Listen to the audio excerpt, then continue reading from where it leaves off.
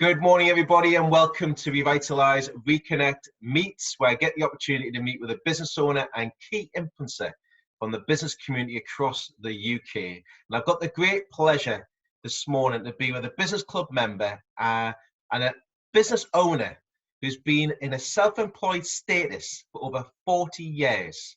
Can you believe it? Can you please welcome to the box, to the left, to the right of me, the one and only Mr. Sean Connaughton from Auditel. Sean, how are you doing today? I'm doing very well, Lee. How are you? I'm doing very well indeed. Can you believe it? We're on Tuesday, but it feels like a Friday. It's been I'm the same. It's been a very busy week. Last week in particular was just flat out, and I'm at the stage I really look forward to my weekends now. Yeah, definitely. Bit of downtime, bit of relaxing recuperation. It is. In the past, I've worked a lot at the weekends, but since lockdown, I've made a conscious decision now that 5 p.m. on a Friday, I actually switch my computer off and I don't switch it back on until Monday morning. Best way, just to disconnect completely. I think we all need to. We all need to. We do indeed. Well, Sean, thanks for meeting up with us today online by the power of Zoom, and also for our listeners on the podcast as well today. But I wanted to find out a bit more about Auditel. I want to find out a bit more about you. We've had conversations in the past, but would you mind sharing with everybody a bit about yourself and your business that you run right now, Auditel? Yeah. Auditel, we are procurement and cost management specialists. There's 100 of us in the network across the UK, and what we do is we actually help our clients to control their business expenditure, so their overheads. And by controlling it, what I mean is that for a lot of our clients, we actually manage their costs on their behalf. So we'll work with their procurement team, their finance team, their operations team, and anything that business is actually procuring, anything from energy to waste management, from fuel cards to office supplies, we can actually procure that on their behalf and deliver greater value than they can on their own. And we do that by helping them to make better informed and more effective procurement decisions.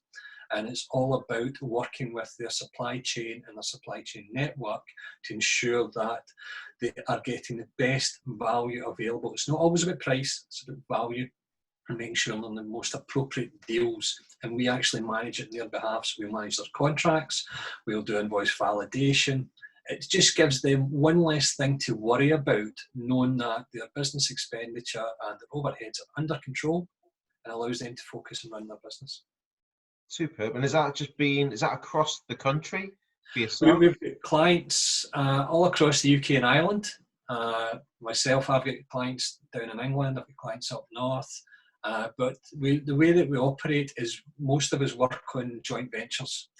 So we can look at over 70 or 80 cost areas for a business, and there's no way I can go into a company and say, look, I'm an expert in every one of these areas. They'd just laugh me out the door. However, we do have an expert in every area within the network. So when I'm working with one of my clients, if we were doing an energy project, I bring in one of the energy specialists and we work together on that. So we do the full tender, we take it to market, we produce a reports recommendation for the client. Once they've actually chosen who they want to go with, we'll do the full implementation. They're not involved, we take care of all that. Once that project's up and running, and then after that it's then monthly reporting and right through to the end of the contract. The next project might be waste management. So the energy specialist would drop out and I'd bring in the waste management specialist. We'd work together and do the same. And we bring expertise as and when required to the business. So we've got clients who haven't had to deal with a telecoms company for 15 years, haven't dealt with an energy company for 12 years. There's no need for them to do it. We do it on their behalf. Brilliant, absolutely superb. And from all the time you've been self-employed, we said earlier you were 40 years plus. Yeah. You look really well, may I say. Right? Started when I was 4. Well, truly. But over the last 40 years, and especially the present 2 years you've been running with Auditel, what's been your biggest achievement on your journey? And could you say why? I think the biggest achievement is that I'm still here after 40 years. I've actually had probably 4 different businesses in that 40 years. I had a retail business for 25 years. And to be able to actually have any business for 25 years, you're doing something right. I had a consultancy business that ran in conjunction with other businesses for the past 15 years. I've had a software company, and I've had the Auditel business going for 2 years. So I think the fact that I'm still self-employed, I'm still motivated, I still enjoy it is achievement in itself. The biggest achievement in learning I had, I'm a great believer in learning every day. And when I joined Auditel, I could have told you a bit about procurement, because I've been running a retail business for 25 years. I knew a bit about procurement. But I would say in the past 2 years, my learning curve has been so sharp. It's unbelievable. Now, I'm not still saying I'm not an expert in everything yet, but being able to join a network as strong as Auditel and share best practice, and be able, what I love about the Auditel network is that even this week I probably spoke to 4 or 5 other colleagues down south by Zoom or phone call.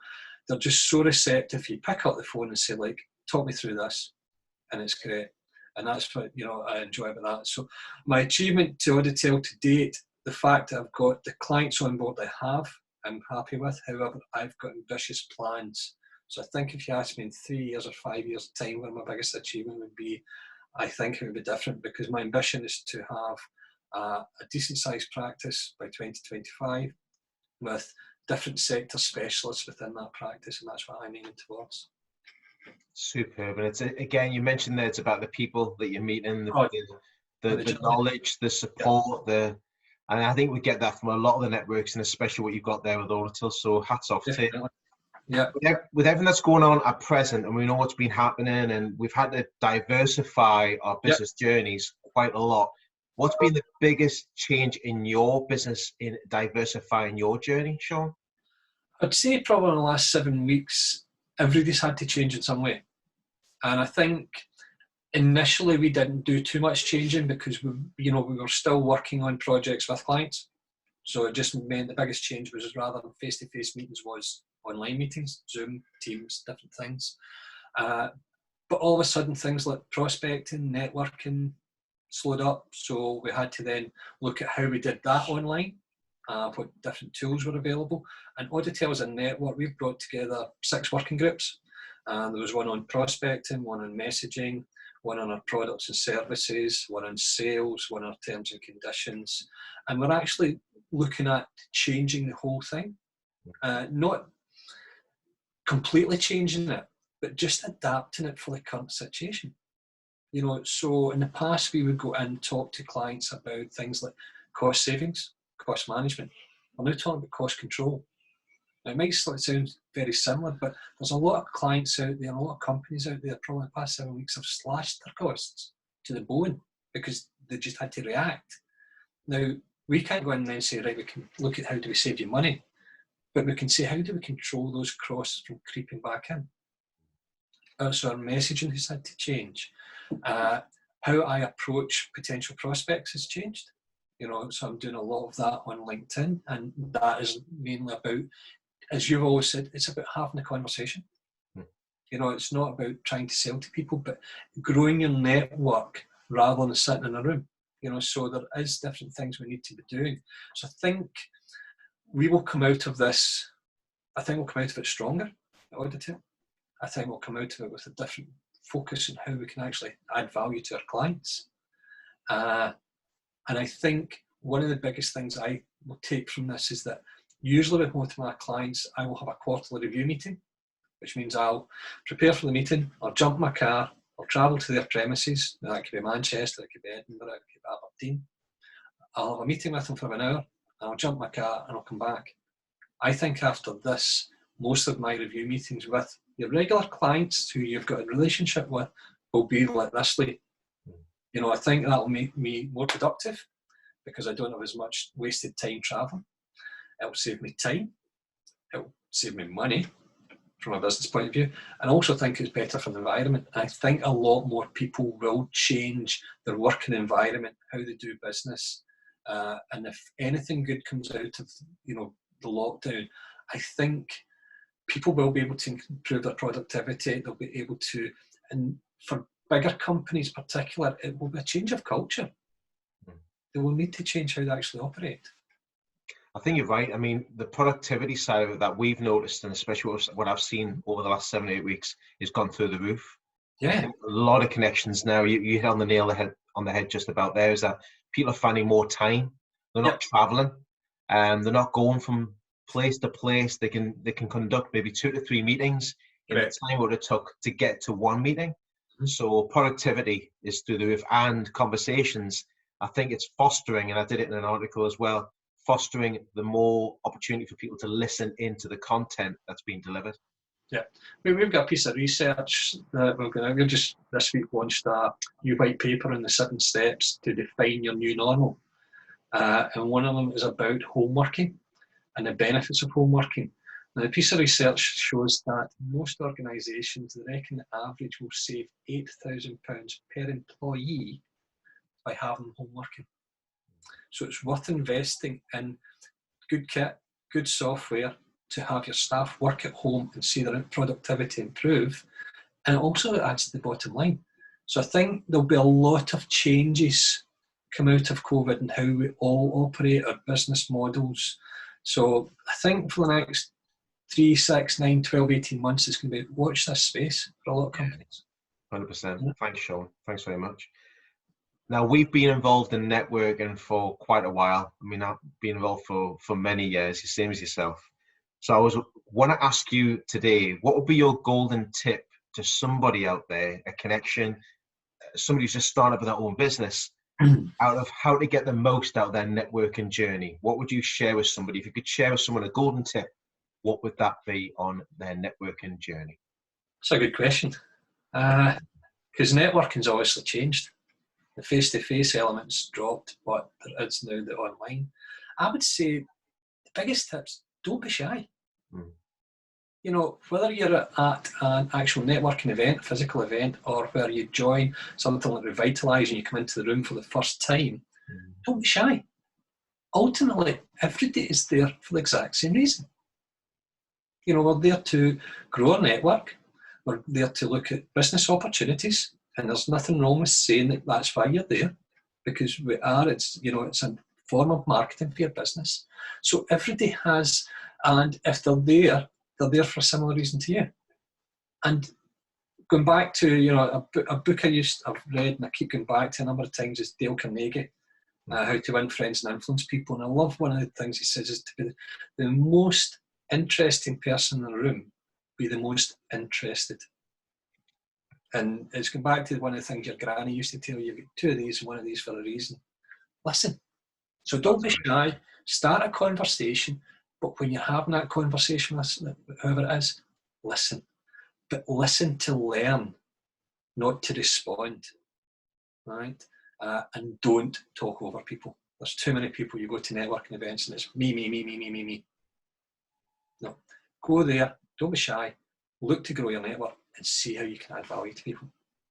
I think that's totally 100%. And again, looking at it from a listening, I think, like we said earlier, online, especially like so now, is making more people encourage themselves to listen more to the content. Yep. They have to. You have to listen to what's going on. Yep. And to hear someone talk about what they're involved with, you'll pick up certain words, where there'll be underlining opportunities that are there that you might not have found before.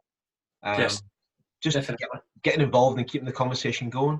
It's getting involved, and you possibly see it more in the physical room, that there's people who will stand to the side, they won't get involved,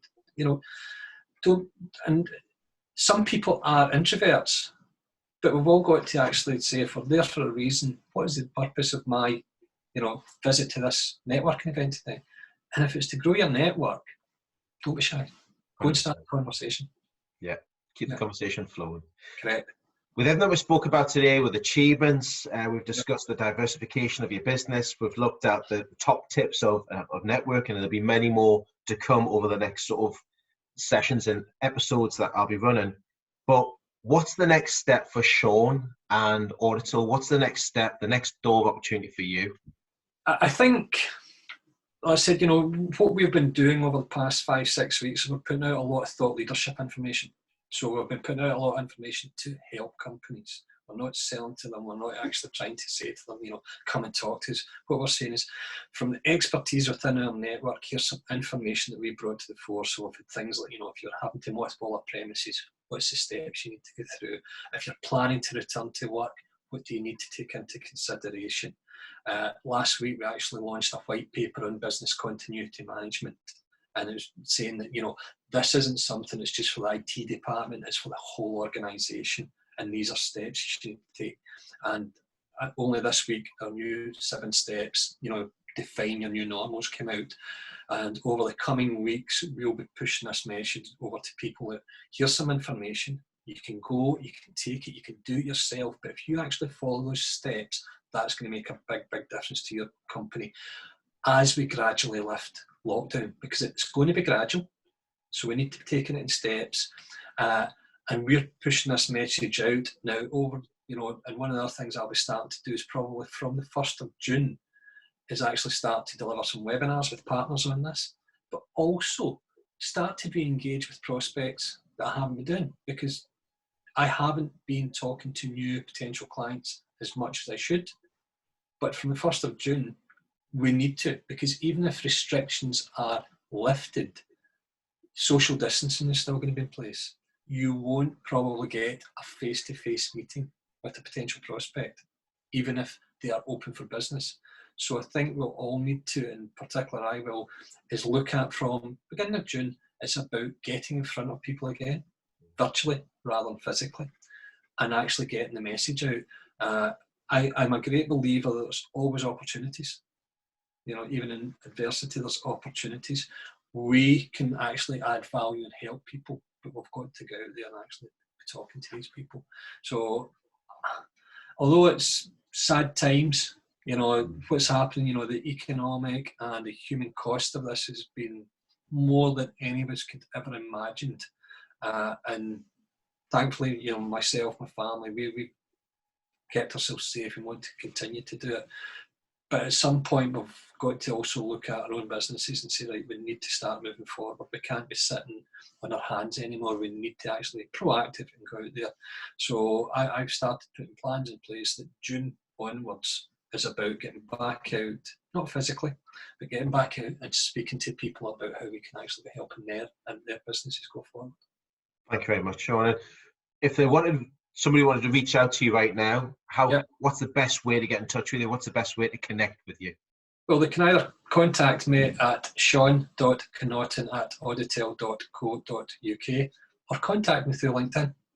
There's not many, there's a couple, but there's not very many Sean Connaughtons. No. And so if they Google in or search into Sean Connaughton, I'm sure I'll come up within the first page. Brilliant, Sean. Drop me a DM, start the conversation.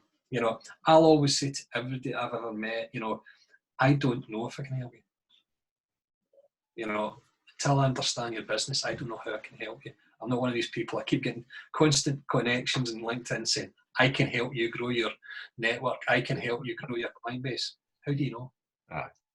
So I'm not one of these people. Reach out to me. Let's have a conversation. Let's have a chat. We'll give you away a couple of golden nuggets. And if I can't help you, I'll signpost you to somebody that possibly can help you. Brilliant, Sean. Thank you very much. And I would highly recommend everybody to connect with Sean to find out how he's helped many connections. He's certainly been an asset to the Revitalise Business Club members across the country. So thank you very much for that, Sean. Greatly appreciated. Thanks, everybody, for listening and for watching. And we look forward to seeing you at the next Revitalise ReConnect Meets, where I'll get the opportunity to meet the next business owner and key influencer from the UK business community. Stay safe, everybody. Have a great week, and we shall see you all very soon. Bye-bye for now. Bye-bye.